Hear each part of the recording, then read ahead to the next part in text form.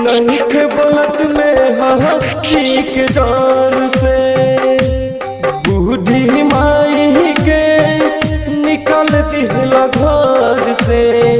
नहीं के बोलत में हरी के डर से बूढ़ी माई के निकल दिहला घर से। नहीं के बोलत में हरी के डर से।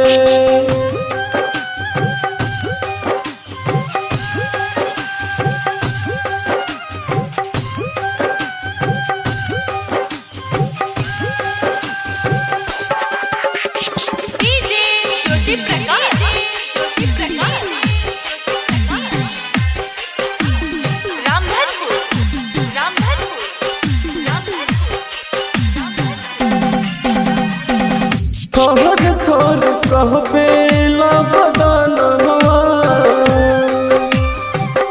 पहन भी न छूटे परानवा।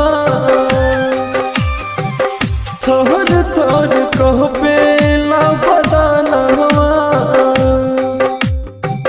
पहन भी न छूटे परानवा। जियल जाता नहीं जी कौन कोर से। नहीं के बोलत में हरी के डर से है बूढ़ी माई के निकल दिहला घर से।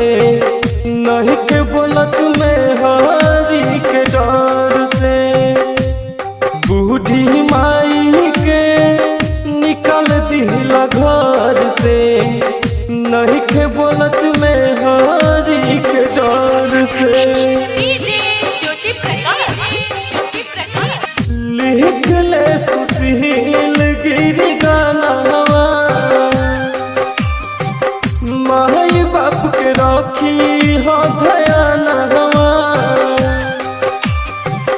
लिख ले सुशील गिरी गाना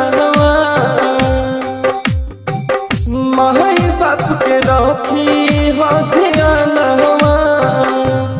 गावे मोहित ऋषि सुनी सब गौर से। नहीं के बोलत में हरी के डर से है बूढ़ी माई के निकल दिहला घर से। नहीं के बोलत में हरी के डर से यही रखिया से अचहरा लोर से। नहीं के बोलत में हरी के डर से है बूढ़ी माई के निकल दिहला घर से। नहीं के बोलत में हरी के डर से बूढ़ी माई के निकल दिहला घर से। नहीं के बोलत में हरी के डर से। आयुष राज फिल्म्स रिकॉर्डिंग स्टूडियो बेला। Contact number 9534741685।